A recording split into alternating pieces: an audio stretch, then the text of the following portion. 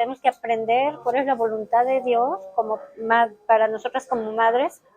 Y en la edad que estemos, en las circunstancias que estemos, pues siempre podemos aprender para enseñarles a otras y para que nosotros también tengamos esos conceptos, enseñarles a nuestros hijos e hijas y a las que tenemos nietos, pues ayudar en la crianza hasta donde se nos permita, porque al final es de los padres, de sus padres, no de los abuelos, pero los abuelos siempre podemos influir y aconsejar en el amor de Cristo para edificación de nuestros nietos, para apuntarlos a Cristo. Entonces, es bien importante que aprendamos estas cosas en todo el momento de nuestra vida, en cualquier etapa que tengamos como mujeres. Y bueno, la primera clase que vimos 5 puntos acerca de la maternidad bíblica. Y empezamos viendo cómo la influencia que tenemos nosotras como mamás en nuestros hijos, Dios hizo que esa influencia fuera poderosa. Dijimos que así lo ordenó Dios y que si nosotras lo olvidamos o lo descuidamos, estamos desobedeciendo una institución divina, que Dios puso ese afecto tan grande, esa influencia. También vimos que la mamá tiene que ver más con el carácter del hijo cuando todavía está en estado flexible, en el que es moldeable. Y es inmensamente importante que nosotras las mamás tengamos ese alto concepto del poder que Dios nos dio. Ahora, para ejercer nuestra labor como madres, como Dios, de acuerdo a la voluntad de Dios, tenemos que estar familiarizadas con la obra, y esos eran los 5 puntos. El primer punto era la familiaridad con la obra. Vimos que el objetivo de la mamá y su deber es la formación del carácter y que no debe limitarse a comunicar conocimientos, sino hábitos. Vimos que el ministerio principal consiste en cultivar el corazón y regular la vida de nuestros hijos y que la meta no debe ser lo que los hijos tienen que saber, sino lo que ellos son y los que van a hacer. También vimos otro punto que era una piedad sincera. Y este punto es bien importante porque si una mamá no tiene una piedad sincera, una comunión con el Señor, de entrada una conversión y de ahí esa piedad sincera de intimidad con el Señor, de amor a su palabra, de querer conocer su palabra y obedecerla, pues no vas a poder criar a tus hijos para el Señor si tú no tienes esa piedad sincera. Y entonces dijimos que era importante que cultivemos nuestra piedad. Luego vimos el tercer punto, que era que vamos a criar a nuestros hijos no con severidad, sino con afecto. Con afecto, pero con autoridad y con amor. Pero con severidad no, porque eso va a hacerlos amargados o enojados en contra de una religión, porque ellos no van a ver en nosotros ese carácter, sí de autoridad, pero de amor y de afecto. También vimos el cuarto punto, que la crianza bíblica requiere sacrificios y privaciones. Y dijimos que tenemos que tener cuidado de no irnos a los extremos.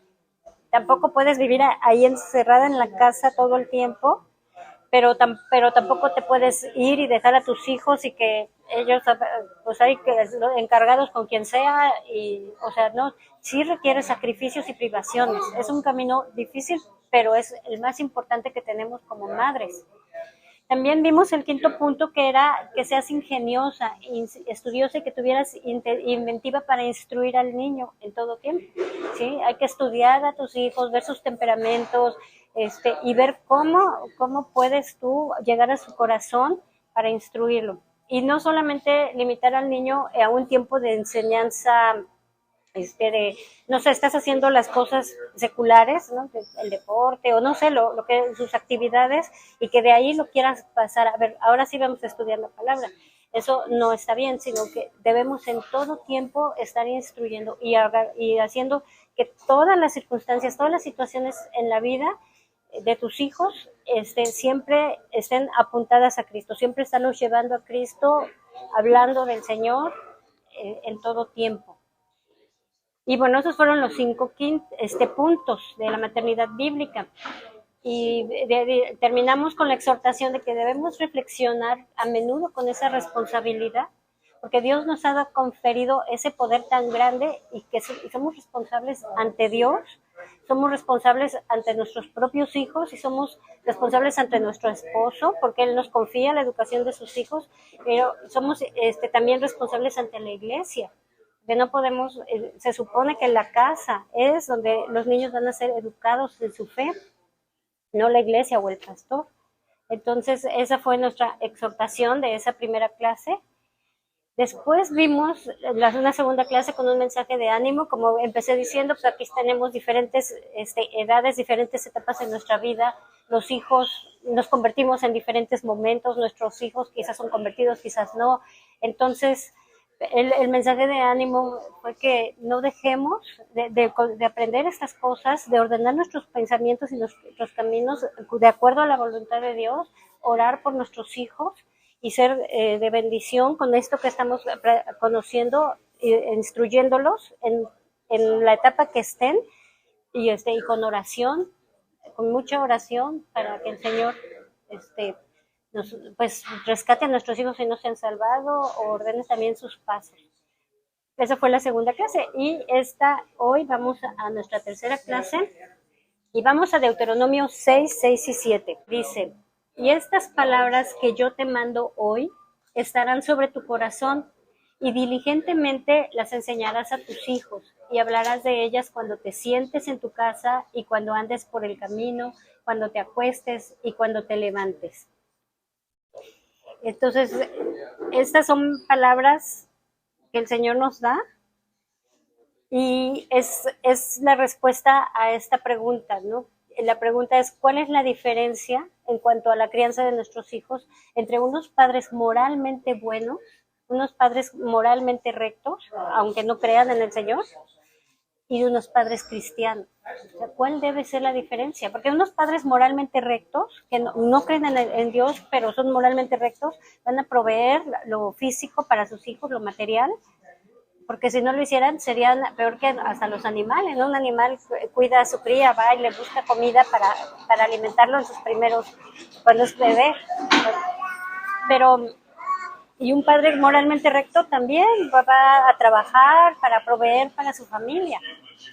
Luego, los padres moralmente rectos proporcionan educación civil, les dan valores a sus hijos, les enseñan acerca del respeto, de no robar, de no mentir, ¿no?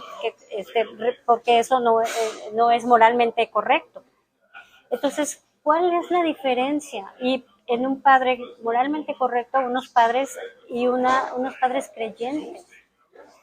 Esa diferencia es que los padres creyentes van a instruir a sus hijos en el conocimiento del Señor, les van a enseñar de Cristo, de la salvación que tienen en Cristo, los van a apuntar al Evangelio. Esa es la diferencia, porque si no, ¿qué hacemos de más? ¿Qué hacemos de más con los que no creen en Dios? Estamos nosotros criando niños para el Señor. Y para este estudio me basé en un escrito de Thomas Boston que se llama La principal responsabilidad de una madre. La principal responsabilidad de una madre es de Thomas Boston. Y bueno, pues entonces estábamos en la pregunta eso, ¿qué hacemos de más? Cuando Dios nos da un hijo, nos dice lo mismo que le dijo la hija del faraón a la madre de Moisés: lleva este niño y críamelo. Entonces, ambos, papá y mamá, somos padres en su carne, pero debemos de cuidar de su alma, porque su alma es eterna. Y tenemos que tener como principal prioridad instruirlos en su alma.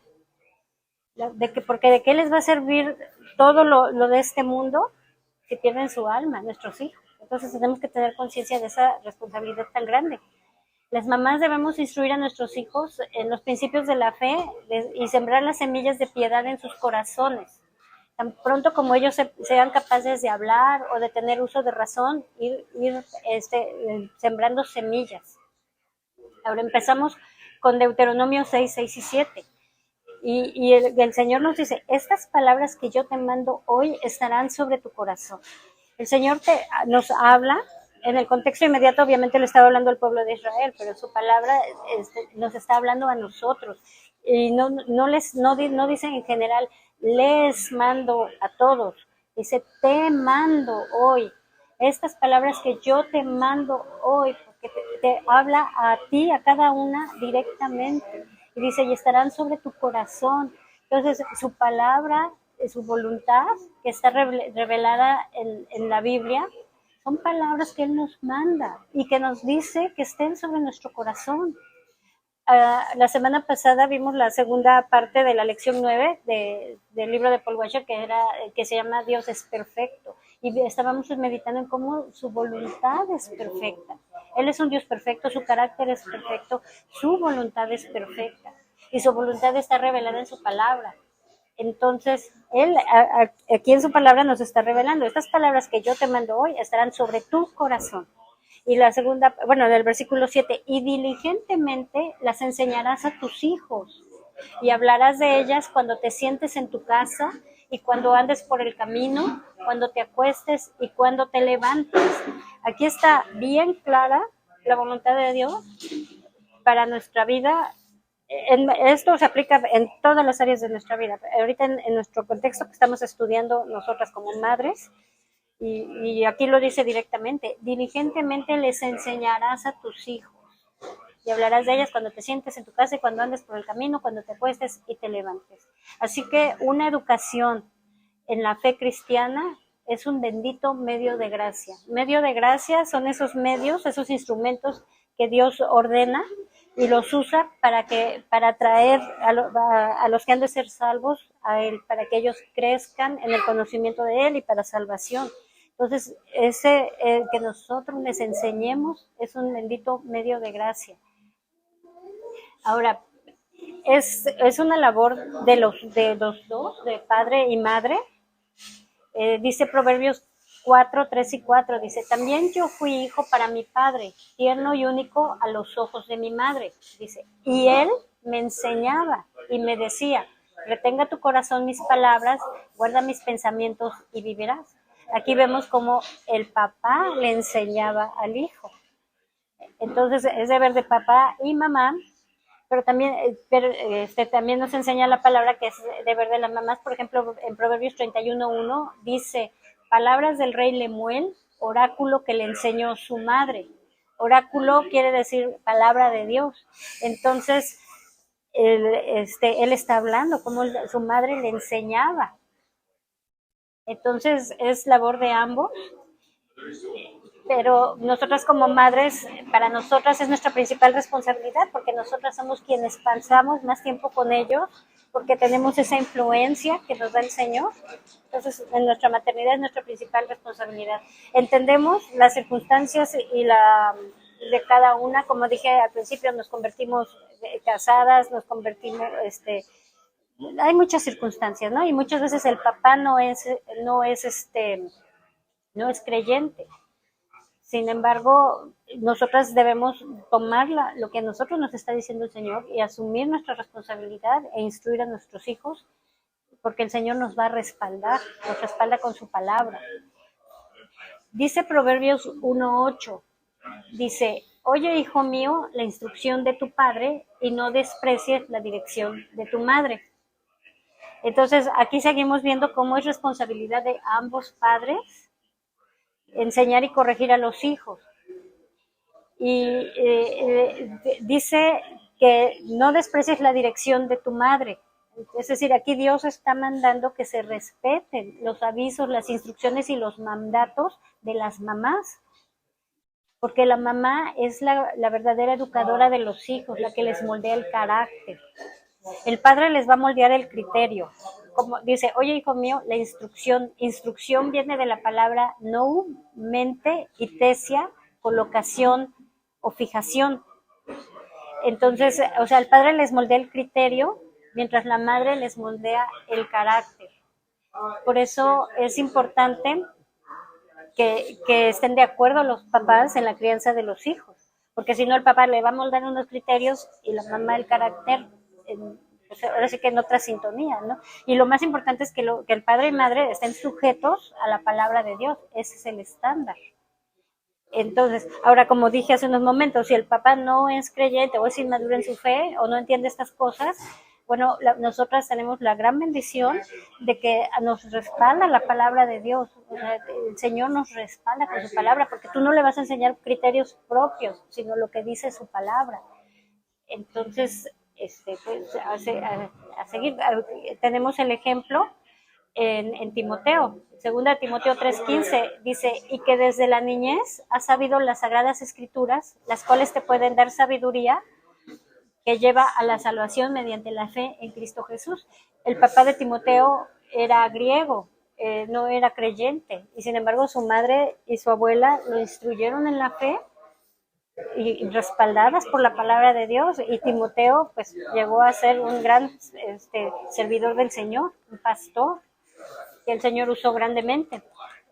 Entonces no nos desanimemos por ese lado, sino que aprendamos esas cosas y obedezcamos al Señor. Ahora, vamos a ver unos puntos prácticos de cómo hacer esto en la práctica, cómo enseñar a nuestros hijos, criarlos en el Señor, en lo práctico. Y el primer punto es que nos empeñemos en la hora de familiarizar a nuestros hijos con las escrituras y hacer que las lean. Debemos enseñarles la palabra. Si el niño es muy pequeño, puedes leerle tú, puedes usar un vocabulario a su nivel. Incluso hay Biblias para niños chiquitos, y entonces para empezarlos a familiarizar con las historias de la Biblia, con los preceptos. Si ya son niños más grandes, puedes que sea parte de su tarea diaria, instruirles o fomentarles que sea parte de su tarea diaria que lean las escrituras. Y como tú tienes lo que vimos la vez pasada, hay que tener inventiva y ser ingeniosas, ver su carácter y ver cómo puedes ir tú a través de historias, que tú se la platiques, que tú la leas con él. Tú te tienes que amoldar, pero sí es importante que se familiaricen con las escrituras y hacer que las lean, ¿no? Que se sientan responsables de aprender, ¿no? Existen catecismos de la Iglesia Cristiana Reformada a través y de hecho son para adultos, hay para niños y hay para adultos, y a través de preguntas y respuestas ellos pueden empezar a aprender. Para ellos a lo mejor es más fácil con pregunta directa, respuesta directa, ¿no? Incluso el libro que estamos viendo de Paul Washer tiene preguntas y tiene versículos, puedes sentarte y empezar a estudiar con ellos, ¿no? El caso es que ellos estén familiarizados con las escrituras, ¿no? Que el niño, al ver tu fe, al ver que tú estás enseñándole y explicándole, ¿no? Que el niño te pregunte, como dice en Deuteronomio 6, 20 y 21, dice, cuando en el futuro tu hijo te pregunte diciendo, ¿qué significan los testimonios y los estatutos y los decretos que el Señor nuestro Dios os ha mandado? Entonces dirás a tu hijo, éramos esclavos de Faraón en Egipto, y el Señor nos sacó de Egipto con mano fuerte. Qué hermoso que un niño te pregunte, ¿no? Que vea tu piedad, que vea tu fe, que diga, ¿qué significa esto que estamos haciendo? ¿Qué significa lo que lo estás instruyendo? Qué hermoso, ¿no? Y que puedas explicarle, nosotros éramos esclavos del pecado en el mundo, pero el Señor nos sacó de ahí, y nosotros ahora queremos hacer su voluntad y obedecerlo, porque le agradecemos, y también porque Él nos dice que nos va a ir bien todos los días si obedecemos su palabra. Entonces es importante enseñarles, y ellos van a empezar a preguntar, ellos van a empezar, el Señor, la palabra de Dios es perfecta y es poderosa, y van a empezar a mostrar interés acerca de estas cosas. Hay que tener paciencia, pero no, seguir perseverando y perseverando. La palabra de Dios penetra hasta las coyunturas y a los tuétanos. Y muchas veces puedes descubrir que los niños no tienen ideas claras de las cosas divinas, pero si tú les empiezas los alientas a hablar, ellos van a poder expresar sus pensamientos, y entonces vas a poder rectificarlos. En las cosas que tengas dudas, puedes preguntarle al pastor, me preguntó esto mi hijo, yo no lo tengo muy claro, para que le puedas explicar. Otro punto práctico es que les enseñes que el estudio de la palabra de Dios y la obediencia a ella es la cosa principal que tienen que hacer en el mundo. Dice Proverbios 4:4, dice, y él me enseñaba y me decía, retenga tu corazón mis palabras, guarda mis mandamientos y vivirás. Aquí el padre de Salomón, David, el rey David, ¿no? Le enseñaba y le decía que retuviera el corazón de Salomón las palabras de su padre. Claro que David era un hombre conforme al corazón de Dios y le estaba enseñando la palabra de Dios. Entonces, nosotros debemos animar y ayudarles a nuestros hijos a estudiar la palabra, a retener sus enseñanzas, retener también las buenas lecciones que les has dado tú, tus dichos, las enseñanzas de prudencia. Deben los hijos retenerlos y guardarlos para vivir una vida honesta, útil y dichosa. Deben retener eso en su corazón, no solo en su cabeza, porque si lo retienen en su corazón, eso le va a hacer que tengan convicciones, y esas convicciones son lo que lo hacen actuar, le estamos moldeando el carácter. Otro punto práctico para instruir a nuestros hijos es que nos esforcemos por disuadirlos del pecado. El descuido de esto fue precisamente la transgresión de Elí, y por ello lo juzgó Dios y juzgó Dios su casa. Dice en 1 Samuel 3:13, dice: porque le he hecho saber que estoy a punto de juzgar su casa para siempre a causa de la iniquidad que él conocía, pues sus hijos trajeron sobre sí una maldición y él no los reprendió. Entonces nosotros debemos disuadir a nuestros hijos del pecado, tomar autoridad. Esa autoridad nos fue dada por Dios y mostrarles cómo el Señor abomina el pecado. Debemos esforzarnos, porque el Señor, si no los reprendemos nosotros, si no tomamos esa autoridad nosotros, el Señor los va a hacer. Otro punto práctico es que procures llenar sus corazones con el temor de Dios y con un aborrecimiento hacia las prácticas pecaminosas. Debemos ponerle fin con cuidado a que mientan, a que digan groserías, a que maldigan, a que quebranten el día del Señor. Ir quitando todas esas cosas, porque si aprenden esto siendo pequeños, eso lo va a acompañar hasta que sean mayores. Entonces debemos llenar sus corazones con temor de Dios, y ese es un temor reverente. Otro punto práctico es que oremos con ellos y los enseñemos a orar. Entonces, por esta causa es bien importante que no se descuide una adoración de Dios en nuestra familia. No es de sorprender que los niños que nunca han visto a su mamá doblar rodilla para orar no busquen a Dios, ¿no? Debemos llevarlos a solas y orar con ellos, enseñarles a orar, presentando ante ellos las materias de oración, ¿no? ¿Por qué deben orar? ¿No? Una guía, si todavía no tenemos muy claro, pues una guía es el Padre Nuestro, ¿no? Usarlo como una guía.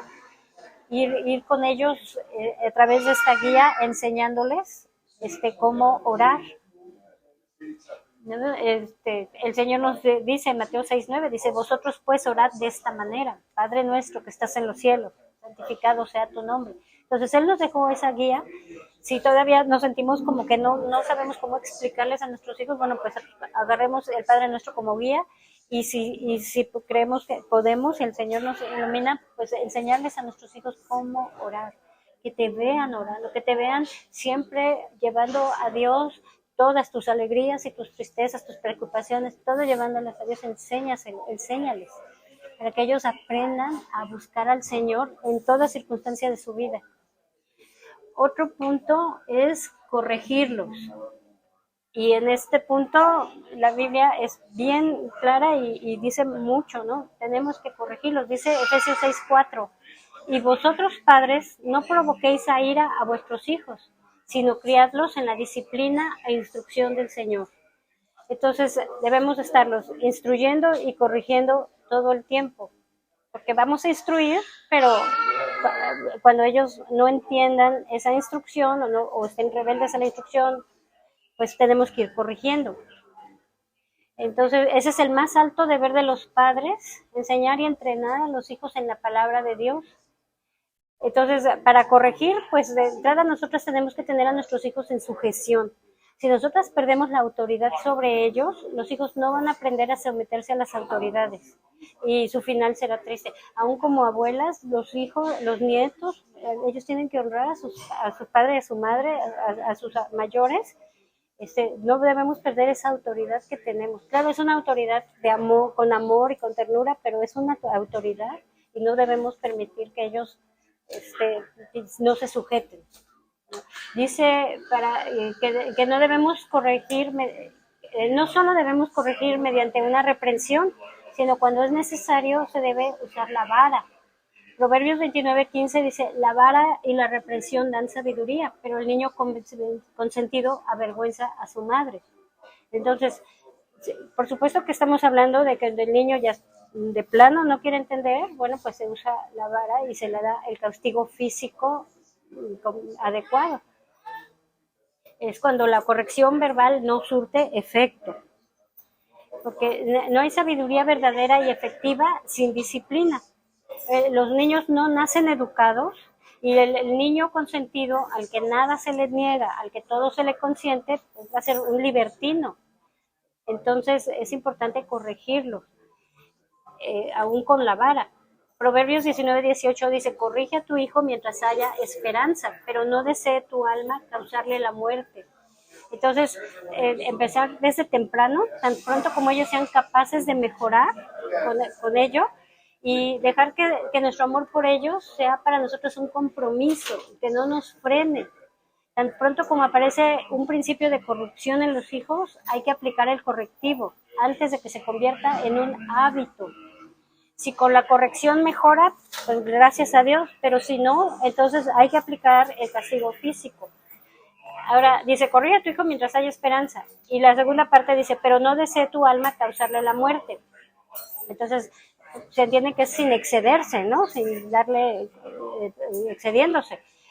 Pero un comentarista dice, de esa parte que dice, pero no desee tu alma causarle la muerte, él dice que se refiere a que no le causes la muerte por negligencia en corregirle. O sea, que por no corregirle, le causas la muerte, ¿no? Entonces, sea como sea la interpretación, el punto es no castigarlos con violencia para lastimarnos, sino con sabiduría y con amor. Solo es para corregirle, pero sí, si no están entendiendo, bueno, pues hay que corregirlos, incluso con la vara. Proverbios 13:24 dice, el que escatima la vara odia a su hijo, mas el que lo ama lo disciplina con diligencia. Entonces, si tú verdaderamente quieres mantenerlos fuera del infierno, corrígelos. Este versículo es bien fácil de entender y es bien conocido. El que escatima la vara, es decir, el que no corrige debidamente y a tiempo, a su hijo aborrece. Es decir, no le ama como conviene y debe. Pero el que lo ama de veras desde temprano, antes de que hayan echado raíces, los hábitos viciosos, lo va a corregir. Y bueno, hay muchísimos escrituras acerca de la corrección a los hijos. Bueno, la última, Proverbios 23, 13, 14, dice, no escatimes la disciplina del niño, aunque lo castigues con vara, no morirá, lo castigarás con vara y librarás su alma del Seol. Así que nosotras como madres debemos persuadir a nuestros hijos a prestar atención a las instrucciones que se les dan, a fin de que tomen conciencia de sus deberes. Una buena mamá va a sentir repugnancia en castigar a su hijo, pero por el bien del propio hijo lo va a castigar aún con vara, ¿no? Estamos, como he estado diciendo, es con vara de amor, no con una vara como para castigar a un animal, ¿no? Es Proverbios 23, 13, 14. Entonces, bueno, y nada más para terminar, dice Santiago 1:20, para concluir con este punto de la corrección a los hijos, dice, porque la ira del hombre no obra la justicia de Dios. Entonces, nunca con ira, nunca con nuestras emociones, no porque ya me desesperó o porque me espantó, porque hizo algo peligroso y con esa emoción y con ese enojo castigarlos, sino con sabiduría. Otro punto en una educación práctica para lo práctico para instruir a nuestros hijos en el Señor es que fomentemos en ellos los deberes de santidad y la práctica de la fe cristiana. Debemos de inculcarles con frecuencia su estado pecaminoso. Debemos enseñarles que el estado pecaminoso con el que nacemos todos por naturaleza. Y desde que puedan empezar a entender, puedes, tienes que ser, estudiar a tus hijos, ver, pero desde que puedas tú empezar a echar las primeras semillas, desde que ellos puedan empezar a comprender, de ahí en adelante, desde pequeñitos empezar a que no pierdas tu autoridad, que ellos aprendan a respetarte, que ellos empiecen que tú les empieces a echar semillas de acuerdo a su edad del amor y del temor de Dios, ¿no? Y enseñarles, y desde chiquitos empiezan a hacer algún berrinche, eso puedes hablarles, y puedes enseñarles, ¿no? Y bueno, otro punto, ese es el séptimo punto, es fomenta en ellos los deberes de santidad y la práctica de la fe cristiana. Estoy repitiéndoles. Les debemos inculcar esa doctrina de su estado pecaminoso y desdichado por naturaleza, pero también el remedio proporcionado en Cristo. Es decir, debemos compartirles el Evangelio. Debemos mostrarles la necesidad de una santidad y señalarles a Cristo como fuente de santificación. Para esto, nosotras debemos, como dijimos al principio, debemos estar examinando nuestra propia piedad. Debemos enseñar tanto de palabra como con nuestras acciones. Recordemos que estamos formando su carácter y ellos van a aprender mucho de nuestro comportamiento, de nuestro carácter, cómo reaccionamos nosotros ante las diversas circunstancias. Que no les podemos decir y querer moldear el carácter cuando nosotras mismas estamos proyectando otra cosa diferente.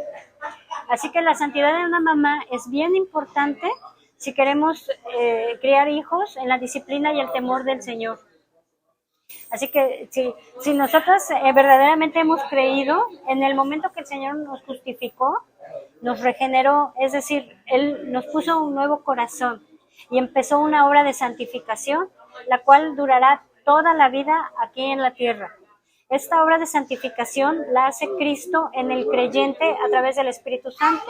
Entonces, el Señor va a obrar. Lo vimos también la vez pasada, en la lección pasada del libro de Paul Washer, que estábamos diciendo que Dios es perfecto y sus obras son perfectas, y que cada cristiano es una obra de Dios. Entonces, el Señor va a completar su obra hasta finalizarla, y esa obra es la santificación. Vimos en esa clase Efesios 2:10, que dice, porque somos hechura suya, creados en Cristo Jesús para buenas obras, las cuales Dios preparó de antemano para que anduviésemos en ellas. Entonces, Dios puso de antemano que adoptásemos una conducta consecuente con la fe que hemos profesado, y esa conducta esté orientada hacia el bien obrar. Y dijimos que al salvarnos Dios nos pone en buen camino, nos da buena luz y nos da buenos pies.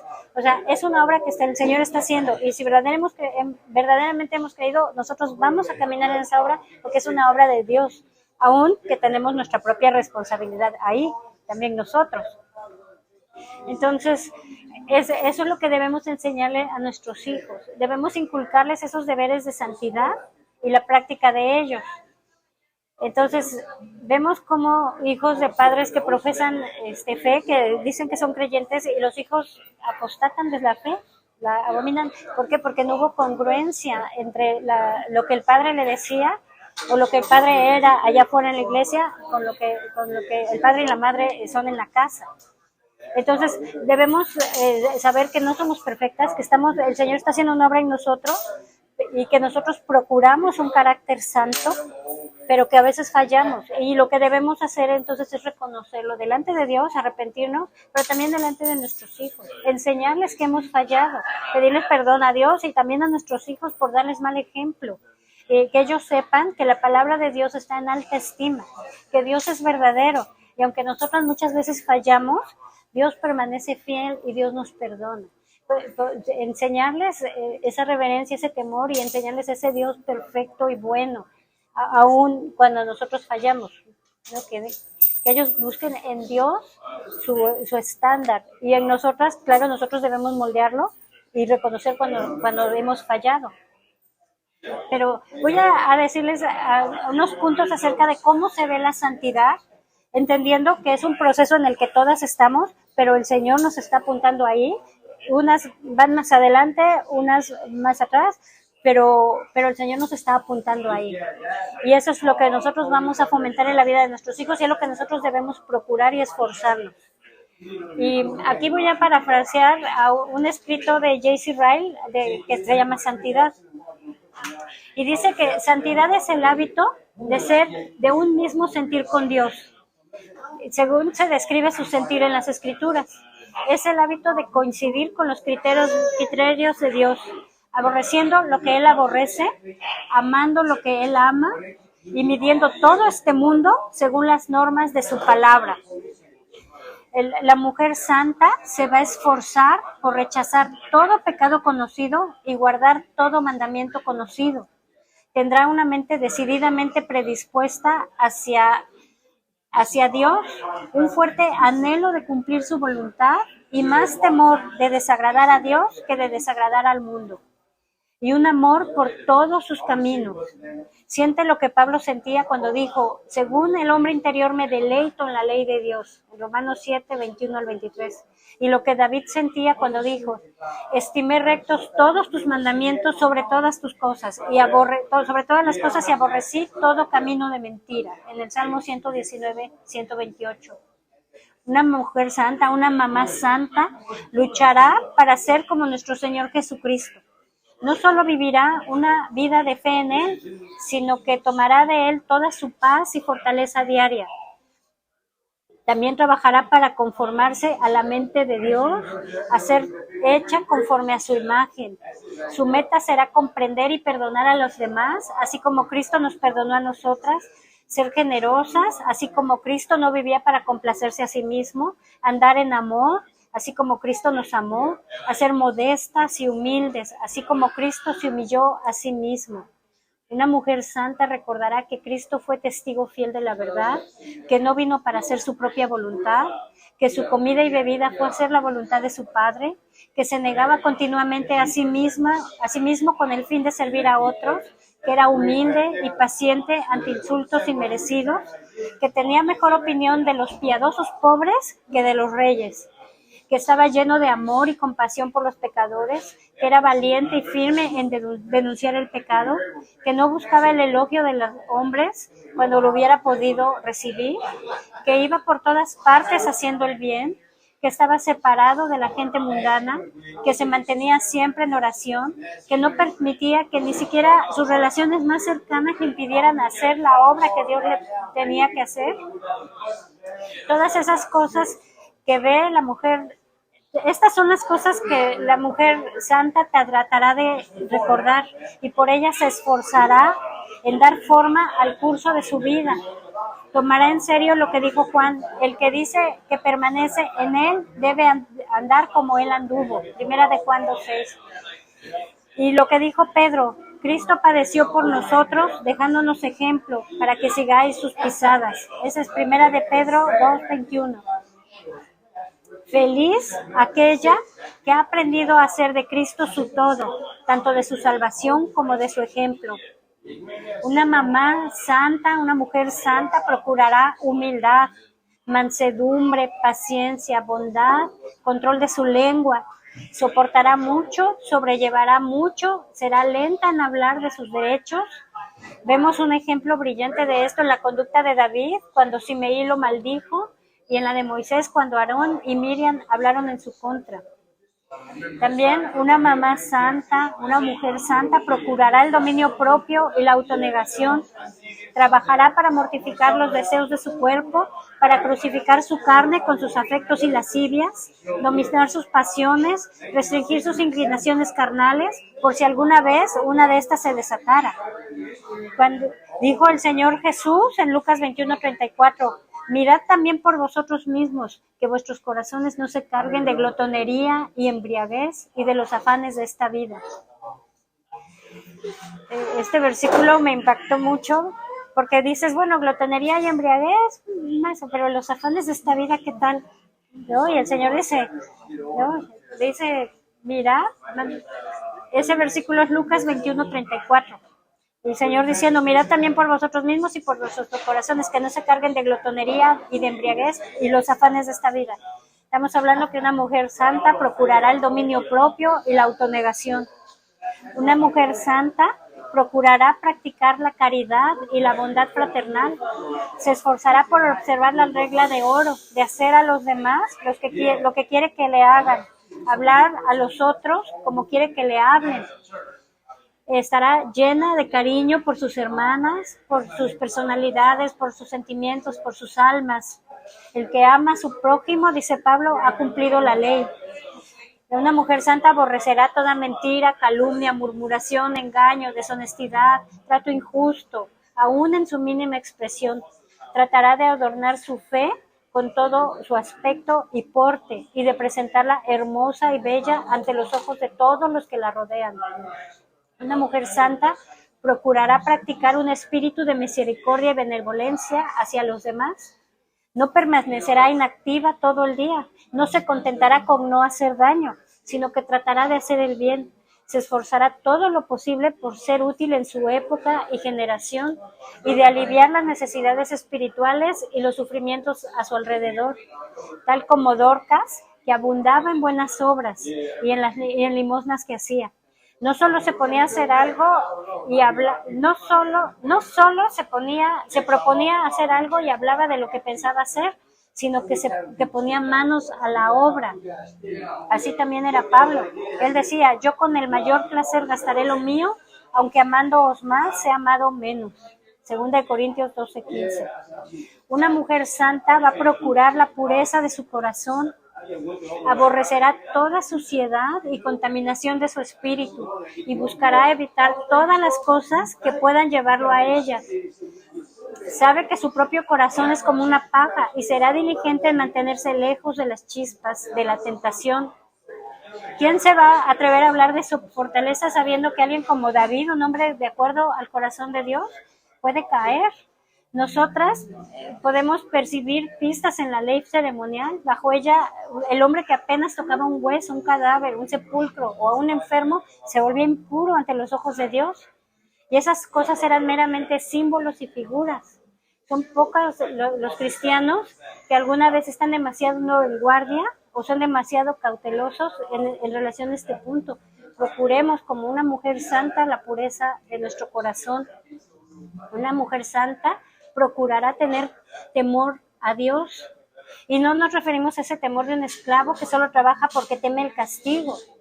Nos estamos refiriendo al temor de un niño que anhela vivir y de comportarse como si siempre estuviera ante su padre porque lo ama. Una mujer santa va a procurar humildad, anhelará modestamente estimar a otros mejores que ella. Verá más maldad en su propio corazón que en el de cualquier otro en el mundo. Comprenderá algo del sentimiento de Abraham cuando dijo, yo soy polvo y cenizas. Entenderá a Jacob cuando dijo, soy menos que el más pequeño de todas tus misericordias. O cuando Job dijo, yo soy vil. O cuando Pablo dijo, yo soy el primero de los pecadores. Una mujer santa va a procurar humildad. Una mujer santa procurará ser fiel en todas sus obligaciones y relaciones en la vida. Va a tratar no solo de cumplir con sus responsabilidades, al igual que otros que no piensan en sus almas, sino que va a hacer algo mejor, porque nosotras tenemos motivos superiores y más ayuda que los que no creen. No hay que olvidar nunca aquellas palabras de Pablo que dice, y todo lo que hagáis, hacedlo de corazón como para el Señor. Y también dijo, no perezosos, fervientes en espíritu, sirviendo al Señor. Una mujer santa debe esforzarse por ser buena esposa, buena madre, buena hija, buena patrona, buena sierva, buena vecina, buena amiga, buena en privado, buena en público, buena en su lugar de trabajo, buena en su hogar. Poco vale la santidad si no lleva este tipo de fruto. El Señor nos hace esa pregunta en Mateo 5:47 con la que empecé. ¿Qué hacemos de más si no estamos buscando esta santidad? Una mujer santa va a procurar una mentalidad espiritual. Se esforzará por consagrar sus efectos enteramente a las cosas de arriba y considerar las cosas de la tierra mucho menos importantes. No estamos diciendo que va a descuidar su vida actual, pero el primer lugar en su mente y en sus pensamientos lo va a dar a la vida venidera. Su meta será vivir como aquella cuyo tesoro está en el cielo y pasar por este mundo como una extranjera y peregrina rumbo a su hogar celestial. Tener comunión con Dios en oración, en la Biblia, en la reunión de su pueblo, son las cosas que más le agradan a una mujer santa. Le dará valor a todas las cosas, los lugares y las relaciones en las que le acerquen más a Dios. Compartirá algo del sentimiento de David cuando dijo, está mi alma apegada a ti. Cuando dijo, mi porción es Jehová. Eso es el carácter que cada vez más debemos exhibir nosotras como mujeres creyentes. Es un proceso que va a durar toda la vida, pero cada vez debemos estar dando esos frutos. Y eso es lo que debemos procurar y moldear en nuestros hijos. Debemos procurar la salvación de nuestros hijos y entrenarlos para vivir esa vida de santidad. La crianza bíblica es nuestra responsabilidad dada por Dios y debemos cumplirla gozosas y diligentemente si amamos a Dios y a nuestros hijos. Es un honor y es un privilegio que nos da el Señor de ser partícipes de la obra salvadora de Dios en la vida de nuestros hijos. Para esto nos diseñó Dios como madres. Es la principal responsabilidad de una mamá. Así que sigamos adelante con nuestra obra en las circunstancias que estemos, en la etapa que estemos como madres. Tengamos santa confianza, porque grandes y muchas van a ser nuestras dificultades, pero mayor es el que está con nosotras que todo lo que puede estar en nuestra contra. Dice Isaías 26:4, confiad en Jehová perpetuamente, porque en Jehová el Señor está la fortaleza de los siglos. Tenemos una roca eterna en el Señor. Dice Gálatas 6:9, a su tiempo segarán si no desmayan. No desmayemos, hermanas, sigamos adelante con la obra que nos dio, dándole la importancia que el Señor le da. Empieza diciendo J.C. Ryle, ¿no? Como una mujer santa es la que